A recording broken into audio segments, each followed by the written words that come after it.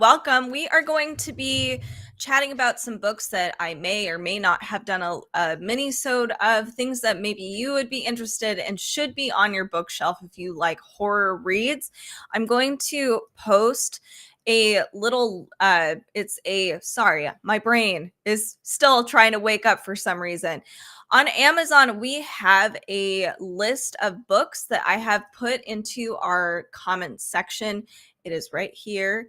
So you can find that over on whatever platform you are watching. So if you if you are interested in this list and you want to come back to it later, you absolutely can. So some of these books I do have on hand, some of them I do not. So the first one I want to talk about today, the first one I want to talk about is Come Closer. You can find on the screen here a QR code. So if you are interested in any of these books, you can just click on that QR code, go straight to Amazon. These are affiliate links, by the way, just so you are aware. And we do get a small commission from any of these books that you might purchase. I want to talk about Come Closer because it's a great book. Let's see if I can make it a little bigger. Oh, I made it myself bigger. Anyway, so Come Closer, fantastic paranormal, like demon book.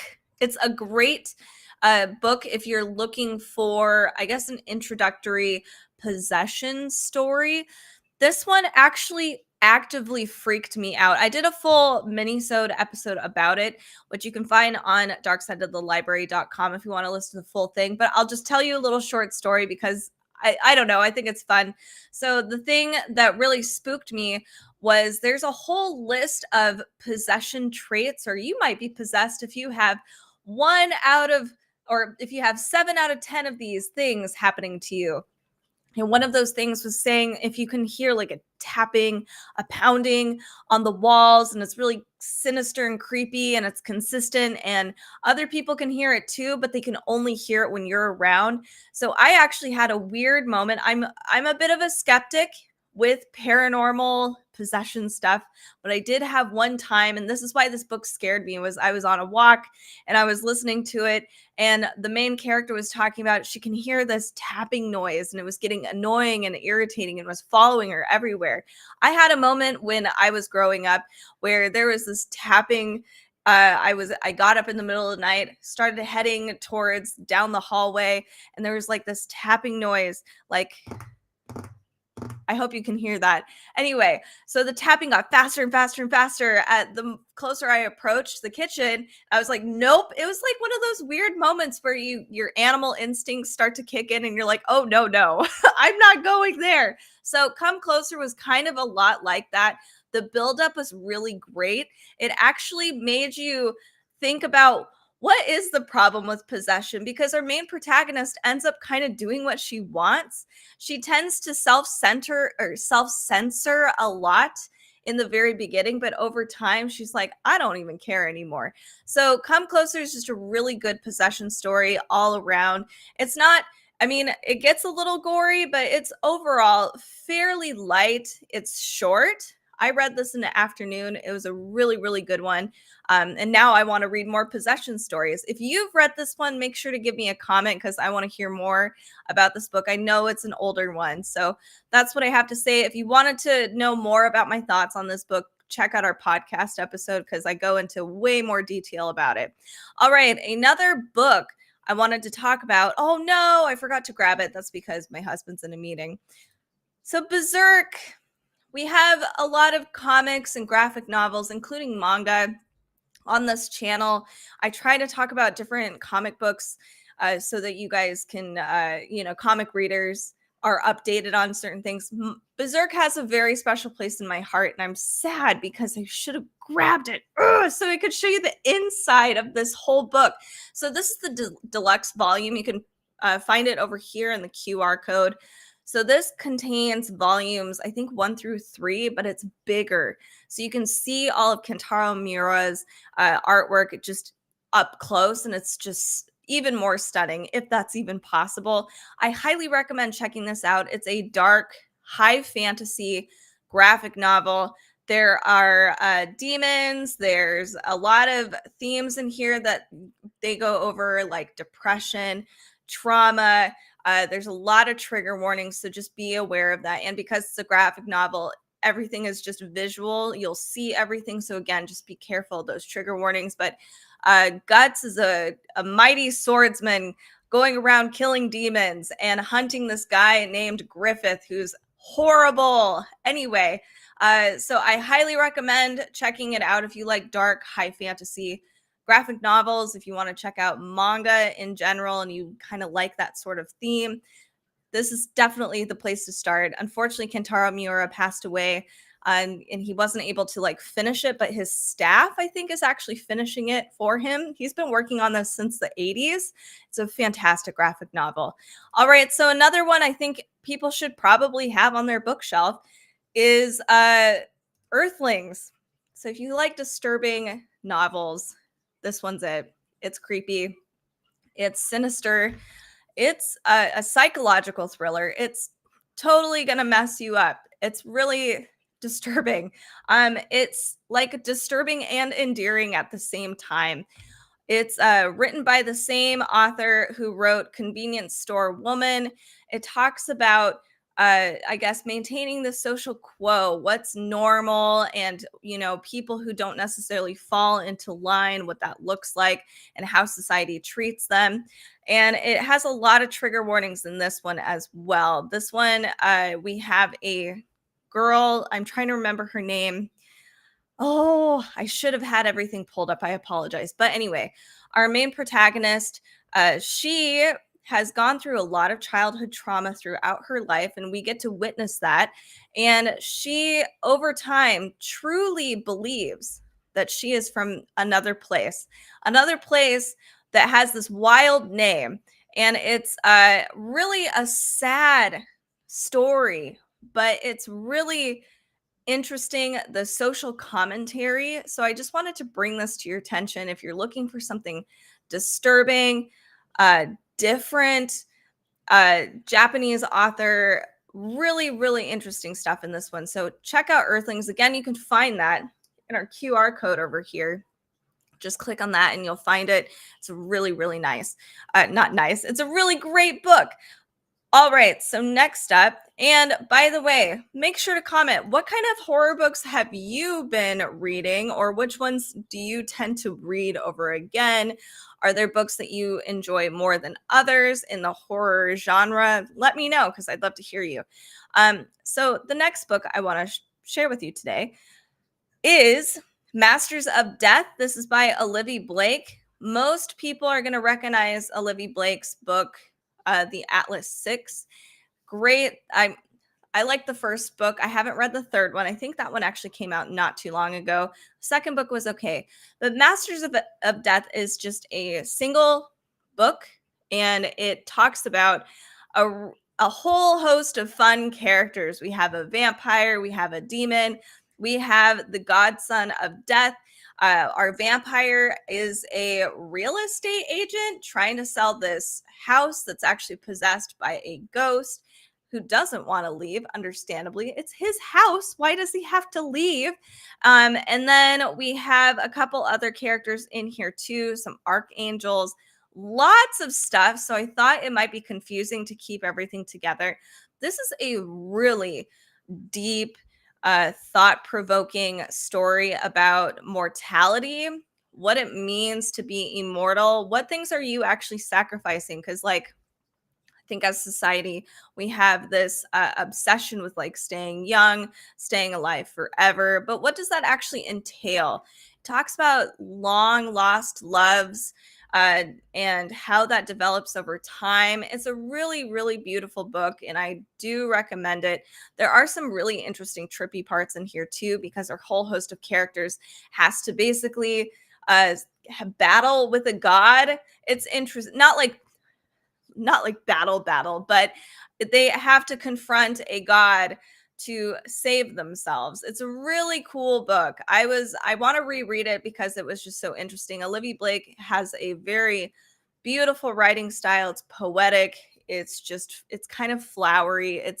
But it's really approachable, and just sincere. I really enjoyed it. So I also think that you all should check out Masters of Death. If you've actually read any of Olivia Blake's books, I'd love to hear from you, because I don't actually know a ton of people that have read some of her books, which is crazy because I know she's pretty big in the dark bookstagram world. So definitely let me know. All right, so the next book, here we go, that actually has photos that I can share with you. This is a graphic novel very near and dear to my heart, at least the series is. So the Sandman universe, this is Nightmare Country. This is volume 1, I believe. This was released not too long ago, and it follows the Corinthian. So Maria Levitt is one of the artists, plus others, but Maria Levitt is an amazing illustrator and an author herself. So I really enjoy this. It's a very beautiful graphic novel. If you are somebody that has just started getting into like the Sandman series on Netflix, and you're just really not sure where to start, especially because there's so many different volumes and you're like, where do I start? This is a really fun one, especially if you do like darker material, because it follows specifically the Corinthian. It's bloody, it's gory, it's really disturbing. The art is fantastic though. So I highly recommend it. Granted, it's not necessarily Neil Gaiman writing the story. It's still within the same universe. James Tynion IV has worked with Neil Gaiman for long enough. I think they're probably on the same page as to where all of these characters are in their mental states. So this is one that I wanted to share with you, and at least share the inside with too, because it's just really fun. It's stark, it's spooky. So if you're looking for that comic, make sure to check out that QR code over here on the side, and let me know how you feel about the Sandman series. I think this is probably the first graphic novel series that got me into more dark contemporary, like, I guess you could call it like urban fantasy. It's really good. We still feature some of the endless, like we still have Death, Dream. Don't know if Delirium makes an appearance in here, or Desire. I'm not really sure. Maybe a small appearance. Destruction. Anyway, definitely check this one out if you're looking for a graphic novel and you're just wanting to kind of jump into a universe that has been developed. That's really good.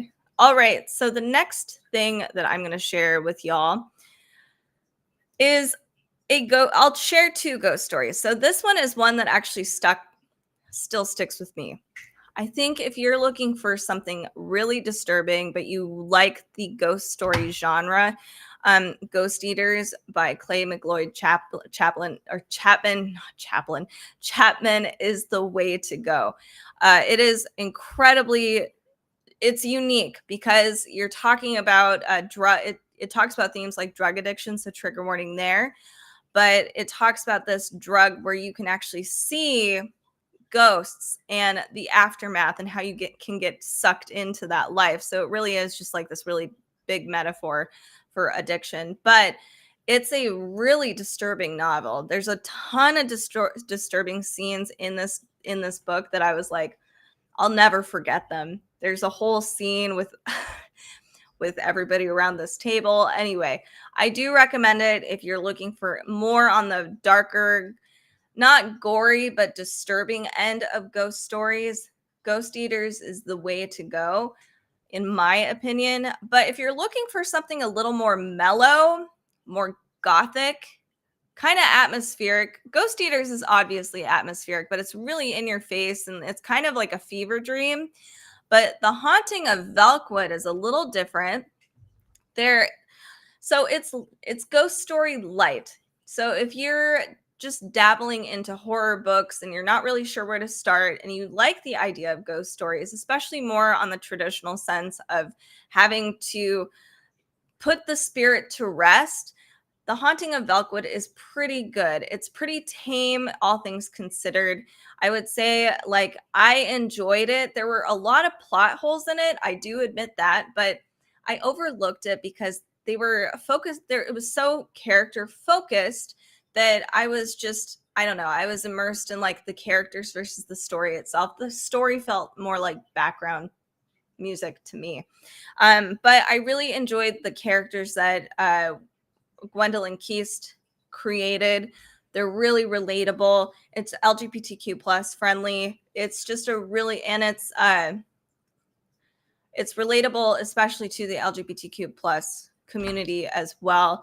There's just too many stories of abuse out there, but anyway, it is a really good book if you are looking for something that is a ghost story, not gory, not super disturbing, character driven, and gothic atmosphere. There are a few things that are a little weird that I'm like, this could have been done without this whole the scientists or whatever. But anyway, check out The Haunting of Velwood.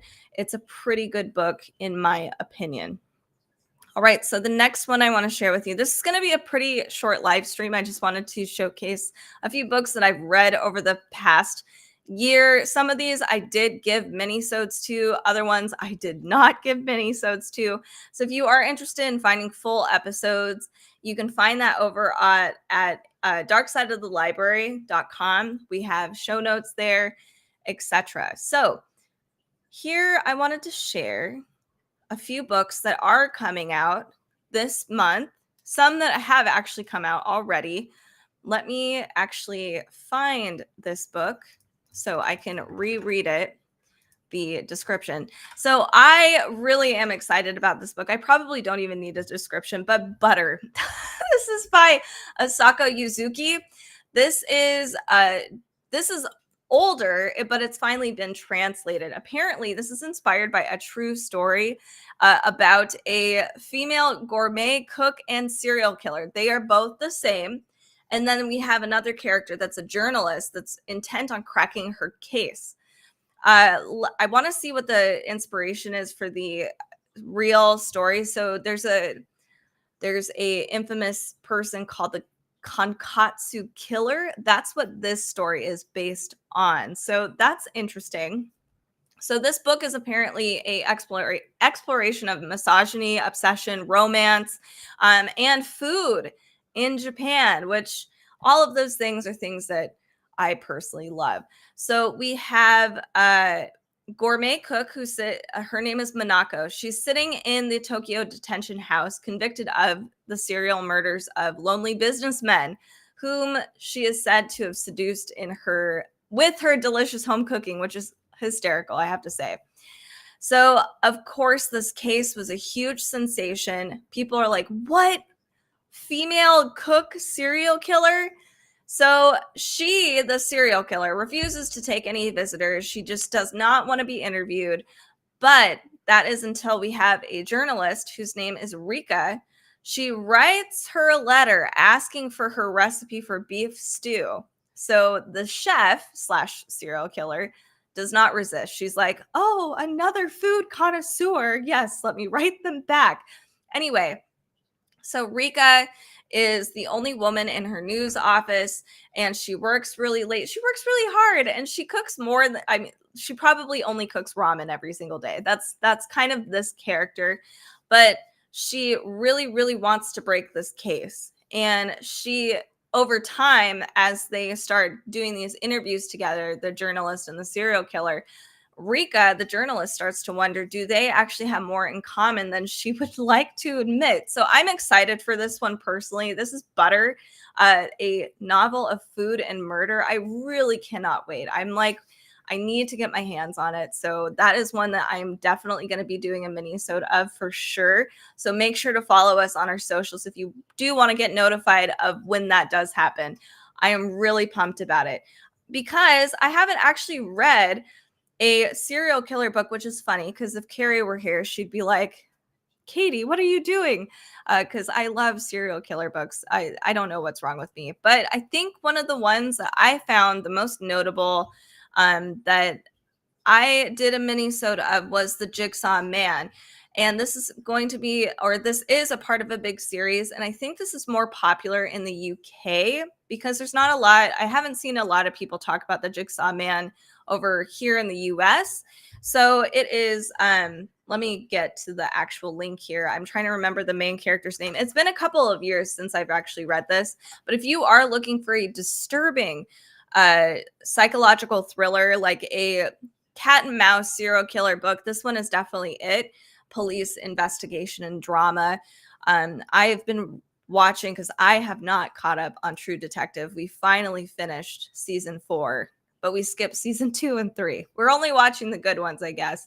Anyway, so I really love this stuff. So I'm on a roll right now. But this one I did read a few years back. Let me find it again. The series is the Angelica Henley thriller. So this one, there is 3 books in the series so far. I don't know if there's going to be more. The Binding Room was book 2. When was this published? Let me triple check that for y'all. This one was published in 2022. So the 3rd book was the most recent one. It's actually going to be published in August of 2024. So in 5 months time. I'm really excited because it's definitely, if you like True Detective and those vibes, you're going to like the Jigsaw Man and you're going to like Angelica Henley. Angelica Henley, I mean, it's also very British. So they're, swearing all the time. It's really awesome. I love it. Anyway, so it's a really good book.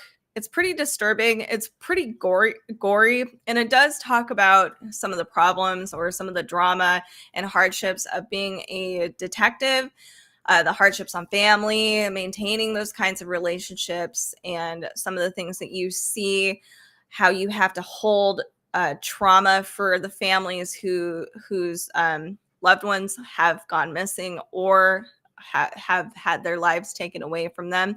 So this book is truly great for people that do love those kinds of themes and stories. So check that one out. Highly recommend it. All right, another book I wanted to showcase to you is Indian Burial Ground. This one's actually coming out, this one we talked about on our latest podcast episode. I have read Nick Medina's The Sisters of a Lost Nation. I thought it was an okay book. The themes were really good. But he was all over the place like I am right now. But one thing I liked about it was some of those really creepy bits of lore, and obviously the themes in Sisters of a Lost Nation are incredibly vital. How police work and just in general investigations go cold all the time, especially for Native people. So this is definitely an important author as well. This one has a lot of similar themes. So it's a mythological horror. It says a man lunges in front of a car, an elderly woman silently drowns herself, and a corpse sits up in its coffin and speaks. On this reservation, not all is what it seems. So all of these deaths have been happening over time, and they're mysterious, or sometimes people are like, it just happens. It's, whatever. But eventually we have our character, Noemi, who starts to investigate, especially when she loses her boyfriend from an apparent suicide. And it seems really off. So this book I am very excited about. Really love this author. I think Nick Medina is a up and coming, amazing author we should have our eyes on. So definitely check out Indian Burial Ground if you are looking for some more folk horror. I highly recommend. Another new book that I want to mention is Eric LaRocca's The Skin Was Once Mine. I have read a couple of Eric LaRocca's, another author that over the course of like 4 years, I feel like I've watched the development of Eric LaRocca. It's been really fun. Like, I've been really excited to see his growth and more people putting eyes on his book and reading his books, because they are some disturbing books. If you're looking for some hardcore horror, this is definitely it. This author is definitely it. It's very gory, sinister, super disturbing stuff. He typically writes anthologies or short stories, but there have been a few books that he's released that are not, that are just one like a novella. Anyway, so this one I'm excited to pick up. This one was published in April 2nd. We have 4 stories. One is called The Skin Was Once Mine. I'll read it. It says, when her father dies under mysterious circumstances, Gillian Finch finds herself grieving the man she idolized while struggling to feel comfortable in the childhood home she was sent away from nearly 20 years ago. Then Gillian discovers a dark secret that will threaten to undo everything she has ever known about her father. Ugh, and the titles are creepy. Like, This Skin Was Once Mine. I mean, what the implications, what does that mean? Anyway, okay, so we also have Seedling. A young man's father calls him early in this morning to say that his mother has passed away. He arrives home to find his mother's body still in the house. Struggling to process what has happened, he notices a small black wound appear on his wrist. Then he discovers his father is cursed with the same affliction. The third story in here, the summary says, Enoch Ledbetter goes to buy a knife for his husband to use at a forthcoming dinner party. He encounters a strange shopkeeper who draws him into an intoxicating new obsession and sets him on a path towards mutilation and destruction. I mean, that's really disturbing already. We don't even need a whole lot. Our imagination could do the rest. And then finally, the last story, just a single sentence. It's called Prickle. 2 old men revive a cruel game with devastating consequences. Yes, again, wild imagination. I can't possibly, my brain is just making this all happen. So Eric LaRocca is a great author. If you are looking for some extreme horror, he does a lot of erotic horror as well. So if that is your genre, I highly recommend him as an author to check out and have on your bookshelf. Plus, a lot of these stories are great afternoon reads, or you can read them right before bed because that's the best time. All right, the next one, speaking of creepy erotic horror, this one's extreme. I have not read it yet, but I have actually heard this is a great book. It's called Exquisite Corpse. I've been wanting to read this for a while. I just need to make some time to do it. Apparently, the writing is absolutely stunning. Like, it's just a really beautiful read. It's incredibly disturbing. It is about necrophilia and cannibalism. So, as you can imagine, this is just really grotesque. Like, it's really gross. So this is definitely for hardcore horror, hardcore horror readers for sure.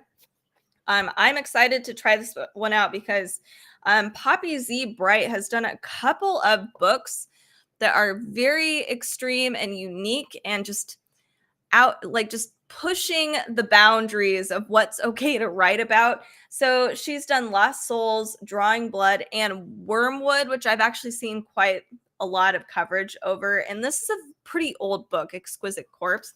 I'm really excited. This is only a little less than 250 pages. So really, this could be another afternoon read if you really wanted to. If you're a fast reader, I might take my time with it, especially if it is as disturbing as it sounds. But I wanted to bring this to your attention. So if you are a extreme horror reader and you haven't read Exquisite Corpse yet, you might want to read this one because it's very disturbing. But at least it's beautifully written. Like, it's not just disturbing for disturbing's sake, or just throwing things out there to make it just really gross. Like, some of it is, but some of it, there's like more to it. Sorry, I didn't mean to boop that. All right, so another book I wanted to share with you today. Speaking of disturbing and weird and just strange, Lapvona. I don't know what it is about this book, but I loved it. I think my brain, there's something going on here. This is by Otessa Moshfegh. And Lapvona was interesting. It's an experience. It follows a couple of characters over the course of a year, kind of like the Middle Ages. Yes, I would say I don't know if it's technically the Middle Ages, but we've definitely got those vibes. We got a fiefdom, I believe. Anyway, we're definitely following a particular character over the course of a year. And he goes from living with his father, who's abusive, to living with not the king, the duke, somebody, high power guy, taking everything from the town, going to live with him, and then it just makes this big full circle. The way it's written is it's totally disturbing. It's mostly grotesque. There are a few really disturbing parts in this book in particular, and I don't know if I would call this a horror book, maybe literary horror, but definitely disturbing. Otesha Moshfegh is her own entity, in my opinion. I highly recommend her for any disturbing, weird stuff, but it's still grounded and totally ridiculous. Even the language is a little loose, which is fun. But also just some people, I don't think it's not for everybody. This is definitely a divisive book for sure. And it showcases a lot of the issues with that period of time, how unhygienic it is, how oh my gosh, why can't disturbing in bits. Lots of things like survival is horrible over there too. Like the things you will do, the sacrifices you will make, small little things that are huge that affect things big time. Plagues. We have, why can't I think of the proper word? Anyway, there's a clear difference in class and what that actually looks like, and how the upper class can get away with so much, and the lower class seems to have to do all of these silly things for the upper class just because they hold so much power, and it's totally ridiculous. There are other trigger warnings in here. There's things like cannibalism, there's drug use, just a lot of interesting themes in this book, but it's gross, but I enjoyed it. So I recommend Lapvona personally, but I understand people who have not enjoyed Lapvona. The next one I wanted to share with you today is one that I think is another divisive book. This is Mona Awad's Bunny. I really want to I want to read Mona Awad's other book. Why can I not? Rouge. I remember it now. Rouge. Bunny was interesting because it was kind of a different book. A lot of people compare it to the Heathers. And to me, it was just very baseline, the Heathers, very baseline about, I don't know, just cliques and school life, that sort of thing. Whereas Bunny feels like it's more of an exploration on mental illness, and even a big, big metaphor for literally the process of going through liberal arts college, which I know sounds a little silly. I enjoyed this one, but I needed to read it twice because the first time I felt like it was a fever dream. I feel like you're kind of given a mask, which is funny because we talk about in this book, there's a lot of masks. Or the girls refer to each other as Bunny, and they all become like this homogenous entity. All 5 of these girls, and our protagonist eventually does too.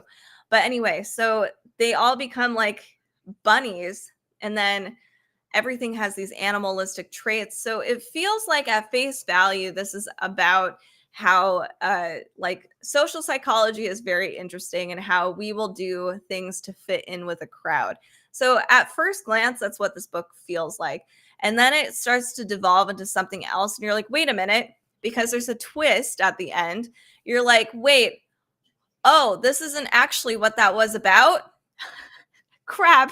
Now I have to reassess everything I've been thinking about for the past 80% of this novel. And now it's like, okay, now I need to go back and read it and see what exactly the themes are, because they are so subtle and really interesting. I personally liked Bunny the second time around more than the first time around, because I feel like the veil was lifted, and I know what to expect. So now I get to dissect the book. I think this book is meant to be dissected. So check out Mona Awad's Bunny. If you're looking for some it has so many levels and so many interpretations. That's why this book is so fun to me, because there's not a lot of books just kind of slap us with a theme and this is what the plot is. And sometimes that's really nice. We don't want to focus too much on anything else. I get that. That's me too. But there's a place for books that you just really want to take apart and you want to figure out what are they trying to say here, because there's just so many little things and there's so many different interpretations, which makes it really fun to talk to with a community of people. So that's why I like Bunny so much.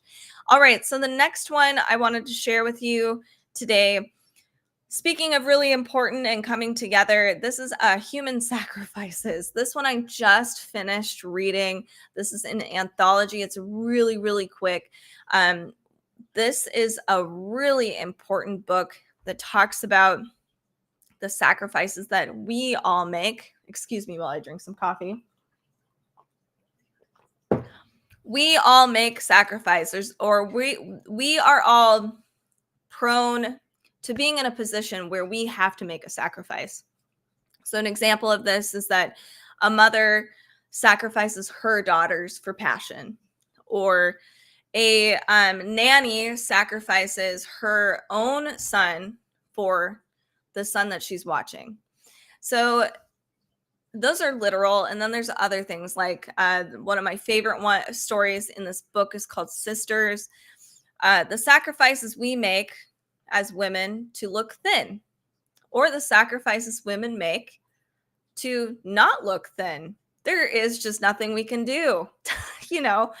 So this is a really interesting anthology because every story hits a little differently. Sisters hit me really hard because it really showcased a lot of my bigotry and the stuff that I've told myself, and a lot of stuff like negative speak towards even myself, and thinking about where that comes from, even some of the language that my family uses to describe other people and nitpicking their physical form. That's why Sisters was really powerful to me. And then in addition to that, having a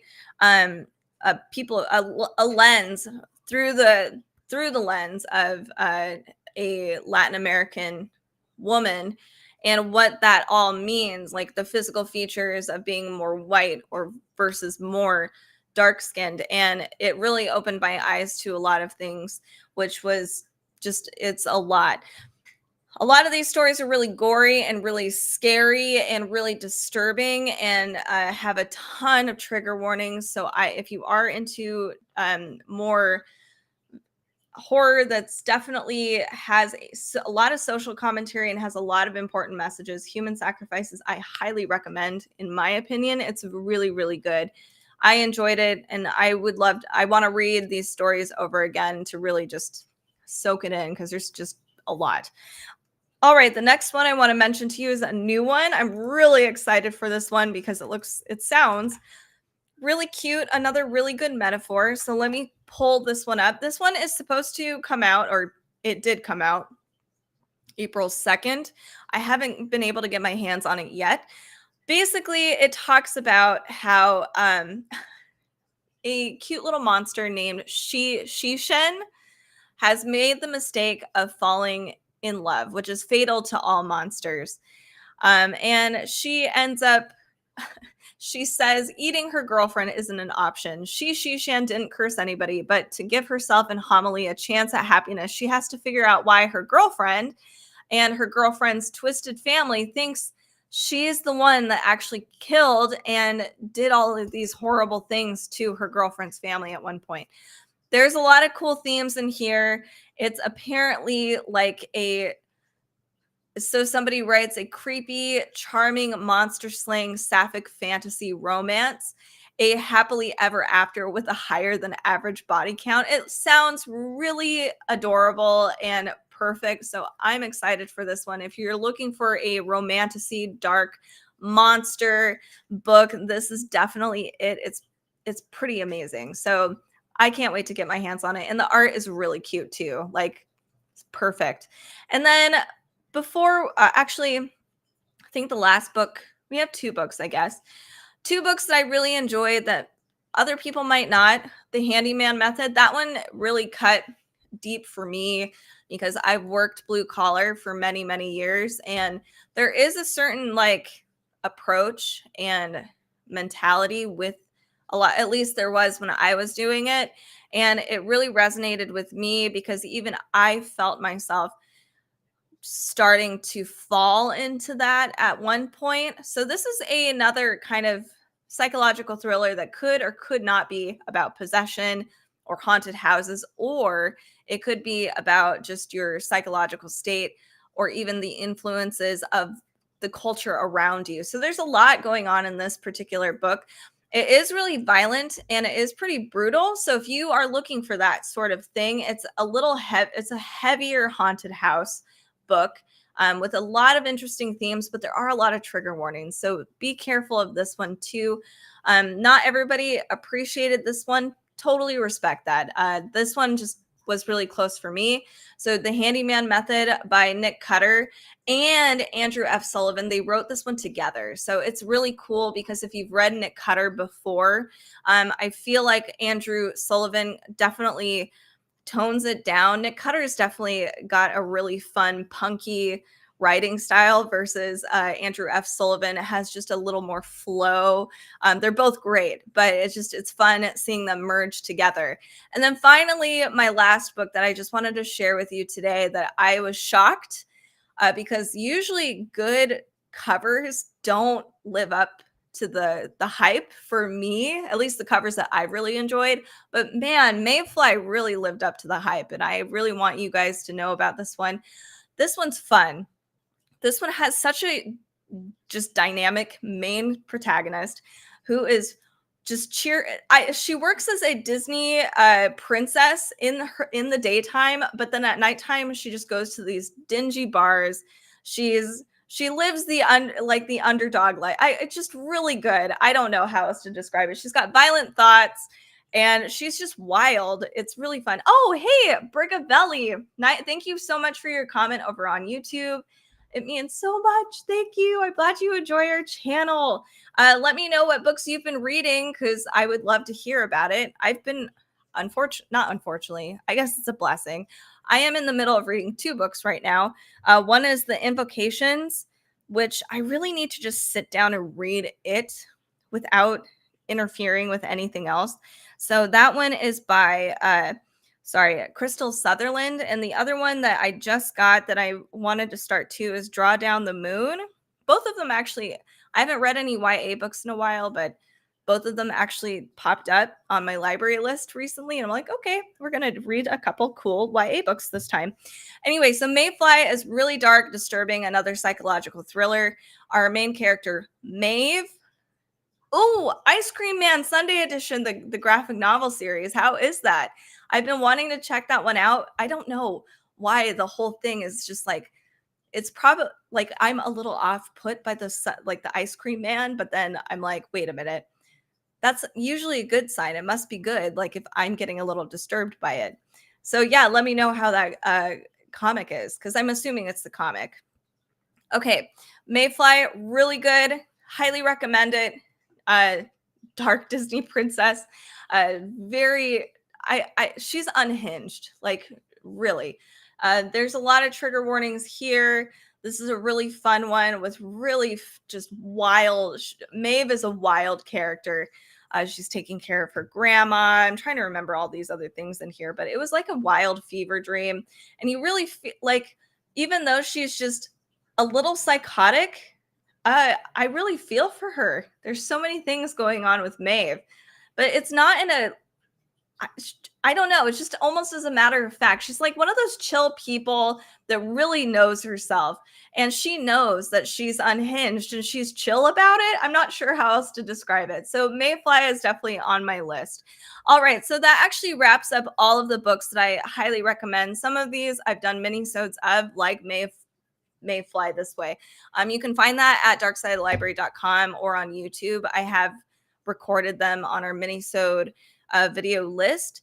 And if you are looking for some other books, make sure to check us out too on our social media channels. We do post a ton of books that we try to read all of them. Sometimes we don't. Sometimes I've DNF'd. I almost want to do a list of books I have DNF'd because there's quite a few, but I don't know if you guys want to see that. If you do, let me know. And again, if you are interested in any or chatting with us about any books or letting us know what you've been reading, definitely comment. But I appreciate y'all for tuning in today, and make sure to subscribe, to follow on your favorite listening app, Dark Side of the Library, or over on YouTube. Thanks again. We will see you next time.